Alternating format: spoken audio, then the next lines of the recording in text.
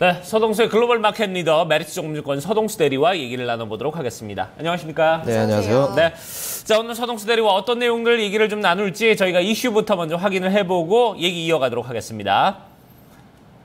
자, 먼저 첫 번째 이슈, 폭풍의 영향권 미국 증시에 대해서 얘기를 나눠보도록 하겠습니다. 뭐 이제 중국의 얘기를 우리가 좀 꺼내면서 시작을 했습니다만 중국도 문제입니다만 미국도 지금 커다란 어떻게 보면 진원지 중에 하나입니다. 보면 이제 어제 뉴욕 증시 하락 원인들 보니까 뭐 이런 부분들도 중국의 원인들도 있었습니다만 원자재에 관련된 부분도 있었고 또 기업의 실적들도 생각보다 좀 못 받쳐주는 이런 모습들 여러 가지 좀 요인들이 있었던 것 같아요. 미국 시장이 지금 조정을 계속 받고 있습니다. 네.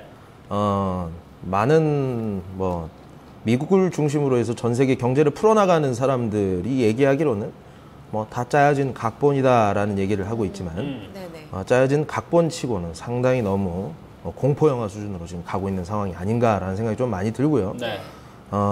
중국이 위력을 행사하고 나서부터 중국 증시에 대한 선호도라는 게 어떻게 보면 이제 추가적인 절하 압력이라든가 이런 것들이 공포감에 어떻게 보면 또 중국 증시의 하락을 좀 야기시키지 않았느냐.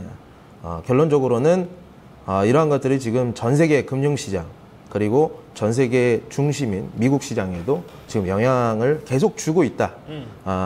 맥모란이라든가 월마트 이런 대형주들이 조정되는 것 이런 것 상관없이 어떻게 됐든 지금 굉장히 안 좋은 상황이 연출이 계속 지금 되고 있는 상황이고요. 네. 제가 지금 2주 동안 제가 이제 방송을 하면서 시청자 여러분에게 드리고자 하는 것이 긍정적인 마인드를 항상 전해드리자라는 이런 생각을 가지면서 항상 하고 있는데 네. 2주 동안 굉장히 좀 비관적인 얘기만 너무 드려서 좀 죄송한 말씀도 좀 죄송한 마음도 좀 많습니다. 근데 제가 거짓말 할 수 없습니다. 네. 그렇죠. 거짓말 할 수 없고요. 안 좋으면 안 좋은 대로 맞을 대로 다 맞고 나면 기회가 생기기 때문에 그러한 관점에서 서동수가 얘기하는 위기가 오면 언제 이제 기회를 잡을까 이런 데다가 좀 초점을 잡아주시면 좋겠습니다. 네. 네. 자, 지금 미국 증시가 상당히 좀 불안한 흐름을 나타내고 있다. 오늘도 이제 강조되는 부분 중에 하나였는데 그렇다면 간밤에 마감한 이 뉴욕 증시의 악재부터 좀 점검을 해볼게요. 중국 증시 영향도 받았고 일단은 어제 상승을 이끌었던 호재도 오늘도 호재가 됐었어요. 미국의 어떤 경기 회복에 대한 자신감은 오늘도 반영이 되는 모습이었었거든요. 근데 지수의 반영도는 그렇게 높지가 못했습니다. 좀 호황제를 짚어주시죠. 일단 중국 증시가 떨어졌던 것은 악재였고요. 결국에는 이것이 전반적으로 시장에 영향을 좀 많이 줬던 부분들. 구리 가격 같은 것들 미스터 코퍼라고 해서 굉장히 많이 떨어지고 있는데 결국에는 중국 시장하고 상당히 결부가 돼 있기 때문에 이런 원자재 가격 하락 이런 데에서 좀 공포감이 증시에도 지금 좀 정언이가 되고 있다라고 보시면 될 것 같습니다. 미국 펀더멘탈 지표가 하나 나왔는데요. 네. 그림을 한번 보시면서 이게 이제 주택 착공하고 허가가 나왔습니다. 허가 네. 같은 경우는 111만 9천 건으로 해서 좀 컨센서스보다 못하기는 했지만 네. 착공 자체가 지금 120만 6천 건이 나오면서 네. 컨센서스를 훨씬 뛰어넘는 이러한 좀 10년 내 최고 이런 식으로 주택 관련된 지표가 나왔다. 추세를 보시면 그림에서 보시면 이런 수치가 중요한 것이 아니라 이런 지금 추세 자체가 상당히 좀 좋아지고 있는 것들. 어제 말씀드렸다시피 이런 주택 관련된 지표들 그리고 임금에 관련된 지표 그러니까 내일 이제 CPI를 우리가 이제 오늘 의사록이 공개가 되고 이런 것들이 나오게 되는데 어쨌든 요것만 봐서는 확실히 지금 미국 금리 인상을 하기에는 문제가 없는 지표들이 지금 나오고 있구나. 이러한 것들이 지금 시장의 자신감을 좀 죽이는 이런 부담감으로 좀 반영이 되지 않았느냐 이렇게 보고 있습니다. 네. 어제 저희가 또 이 얘기를 했었지만 19일에 FOMC 의사록 공개가 되잖아요. 그렇죠. 항상 회의를 앞두고 또 의사록 공개를 앞두고서 지수가 밀렸다가 다시 그 후에는 또 변곡점으로 이용해서 다시 오르고 했었는데 이 같은 시나리오가 이번에는 이뤄지기가 힘들다. 아무래도 금리 인상이 정말 가시와 눈앞에 있기 때문이다라는 얘기를 해주셨었거든요. 전략적으로 가면 이번에도 역시나 좀 방어적 태세를 취해야 될까요? 그림 한번 보시죠. 차트 보십시오. 예. 다우 산업지수 나옵니다. 네. 다운 트렌드가 확실합니다. 그리고 최근 들어서 이 밑꼬리를 달고 있는 일본까지도 우리가 확인할 수가 있는데 네. 지금 위험한 구간들로 계속 가고 있는 것들 확실한 것 같고요. 예. 국내 시장 지금 코스닥 시장이 연초 대비해서 아직도 플러스 30%나 지금 나 있는 상황입니다. 전 세계 자산이 지금 폭락하고 이머징 통화 인덱스가 바닥을 치고 IMF 수준으로 지금 돌아가고 있는데 우리 코스닥 시장 유독 연초 대비해서 40% 올라서 지금 10% 조정됐다고 이제 사야 되는 거 아니냐 이런 엉터리 뷰들이 조금씩 있는 것 같아요. 네.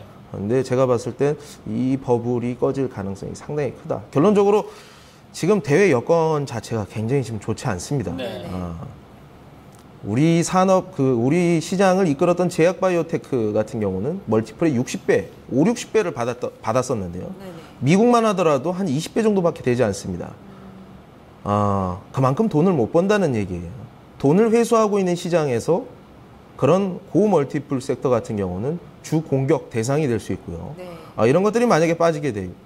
20배를 만들어버린다는 얘기는 3분의 1 토막이 나올 수 있다는 얘기입니다. 그렇죠. 그래서 여기서 이제 240일 추세선까지 충분히 도달할 수도 있는 상황이기 때문에 제가 좀 무서운 말씀을 좀 드리자면요. 제가 2007년도부터 2008년도부터 해서 코스닥 일봉 차트를 쫙 봤습니다. 네. 봤는데 60일 이동평균선을 하향 돌파를 하고 나서 네. 240일 선을 터치를 안 한 경우가 거의 없습니다. 거의 한 95% 정도가 모두 터치를 하게 돼 있습니다. 그렇기 때문에 지금 추세는 하락 추세가 정해졌다. 이게 아직 조정이 덜 나왔다라고 이렇게 좀 보시면 될 것 같고요. 네. 보수적인 관점을 말씀드리겠습니다. 그렇군요. 자, 이렇게 좀 전체적으로 미국 시장의 어떤 다운 트렌드는 지금 계속해서 좀 이어가고 있는 상황이고 상승 추세를 이제 언제 가져갈지 이런 부분에 대해서 상당히 좀 어려운 부분이 있는데 어느 정도의 좀 신호가 시그널이 나온다면 우리가 좀 그런 부분에서 좀 확인해 볼 수 있을까요? 결론적으로는 이제 그 금리 인상이 되는 것이 가장 좀 중요할 것 같고요. 네. 그렇게 되면서 달러 인덱스가 조금 지지부진해지면서 이머징 통화가 올라오는 모습들, 국제 유가가 올라오는 모습들을 우리가 확인을 해야 시장의 진입이 용이할 것이다라고 보고 있습니다. 네. 첫 번째 이슈를 통해서 또 글로벌 증시에 대한 상당히 좀 무거운 이야기를 나눠봤는데요. 두 번째 이슈 이어서 넘어가 보도록 하겠습니다. 지금 유가 하락과 위안화의 평가 절하로 인해서 신흥국 굉장히 좀 위기에 처했다라는 이야기들이 많이 나오고 있는데요. 네. 그 가운데 한 국가도 상당히 좀 위험한 흐름입니다. 물가 상승 극심하게 이어지고 있는데 이 국가에 대해서 자세한 이야기 나눠보도록 하겠습니다. 네, 고통의 국가 베네수엘라에 대해서 좀 얘기를 나눠보도록 하죠. 최근에 베네수엘라의 실상은 여러 언론에서 좀 많이 좀 나오고 있는 상황입니다. 그리스야 그렇다 치더라도 지금 그리스보다 더 심각한 나라들이 좀 상당히 많은 상황이고요. 우리가 좀 솔직히 그래요. 좀 기름 안 나는 나라 입장에서 야, 기름 나는 나라들 정말 좋겠다 이렇게 얘기를 했는데 오히려 좀 이런 상황이 되니까 지금 오히려 기름 나고 있는 베네수엘라 같은 경우는 지금 경제가 좀 파탄 나고 있는 이런 상황이 벌어지고 있습니다. 지금 실상 좀 어떤가요?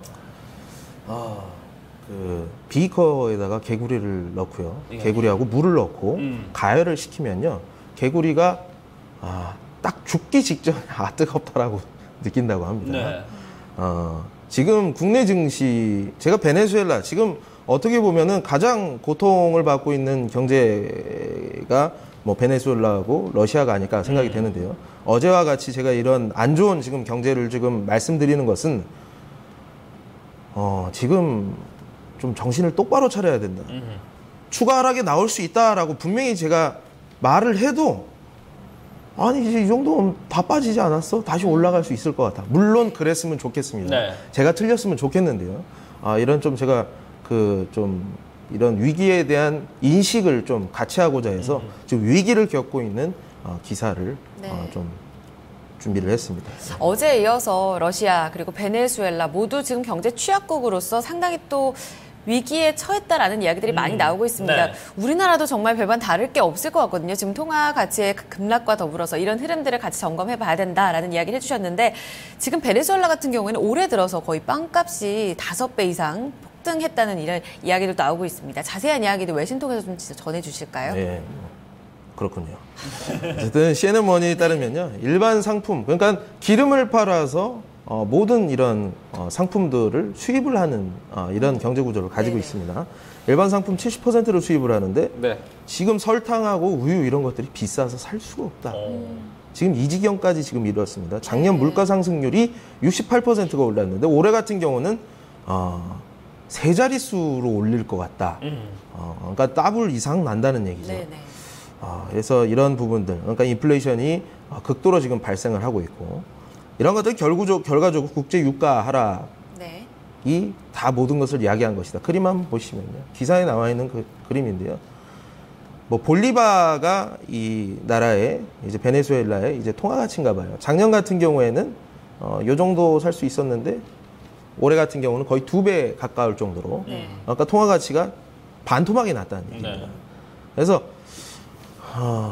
이런 것들을 시사하는 바를 우리가 좀 분명히 알고 있어야 된다. 대외 악재에 대해서 반응을 굉장히 잘하는 대한민국 경제 구조를 우리가 한번 생각을 해봐야 된다는 말씀입니다. 네. 통화 가치 급락으로 인해서 물가가 급상승한 흐름이 나타나고 있다라는 얘기를 해주셨고 또 어제 저희가 얘기가 나왔었지만 사우디아라비아 같은 경우에도 외환보유국액이 꾸준히 좀 급감하고 있는 추세. 그러니까 맞아요. 원유 수출국이 상당히 좀 위기에 처했다는 이야기를 해주셨었거든요. 이런 부분들 더욱더 파급 효과가 이제 전 세계적으로 커질지 어떻게 봐야 될까요? 원자재 베이스를 가지고 있는 경제 스트럭처를 가진 국가들의 고통이 지금 계속 지속이 되고 있다는 측면.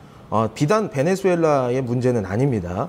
그래서 야, 그 베네수엘라 떨어진다고 한국이랑 뭔 상관이냐 이렇게 얘기하실 수 있습니다. 할 수 있습니다만 실질적으로 뭐 경제 교역이라든가 이런 것들 굉장히 미약하겠죠. 하지만 우리 외환보유고도 상당히 많고요. 지난 10년 동안 우리 국민들 열심히 살았기 때문에 이런 위기를 지금 방어해낼 수 있는 우리 뭐 돈 같은 것들은 많이 준비가 되어 있는 상태입니다. 하지만 이러한 국가들, 지금 고통을 받고 있는 국가들이 뭔가 터지면 제가 어제도 말씀드렸지만 외채 대비해서 외환보유고가 모자라는 국가들이 지금 서너 국가가 지금 벌써 나오고 있는 상황들.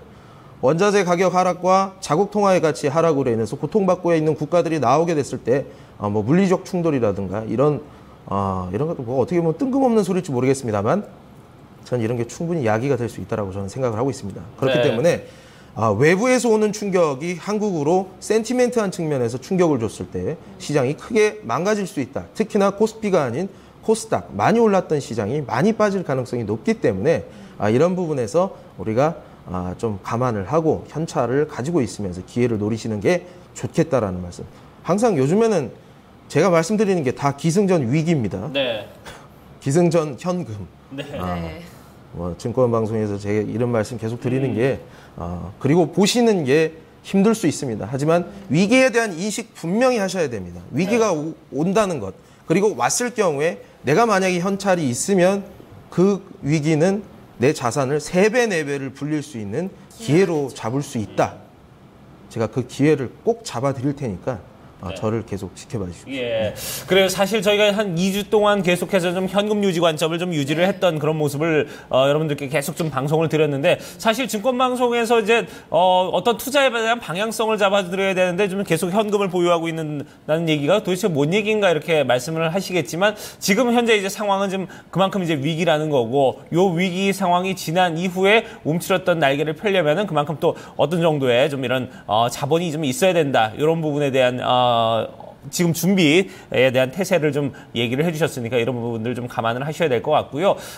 아무래도 좀 유가에 어떤 영향을 받는 이 산유국들 특히 좀 그동안 이제 그런 오일머니를 좀 그동안 펑펑 좀 써대는 모습도 있었고 그러다 보니까 건설 경기라든지 여러 부분에 대해서 좀 자극을 줬던 그런 부분이었는데 사실 이런 부분들이 많이 좀 위축이 되고 있기 때문에 글로벌 경제 전체적으로 좀 어렵게 돌아가고 있는 그런 상황이 아닌가 하는 생각이 듭니다. 네, 현금을 보유해서 자신감을 가져야만 하는 이유에 대해서 저희가 두 가지 어떤 위기에 대한 자세한 이야기를 나눠봤고요. 이 부분도 오늘 장에서 또 참고를 해주셨으면 좋겠습니다. 네. 말씀 여기까지 듣도록 하겠습니다. 글로벌 마켓 리더 메리츠 종금증권 서동수 대리였습니다. 감사합니다. 고맙습니다. 감사합니다.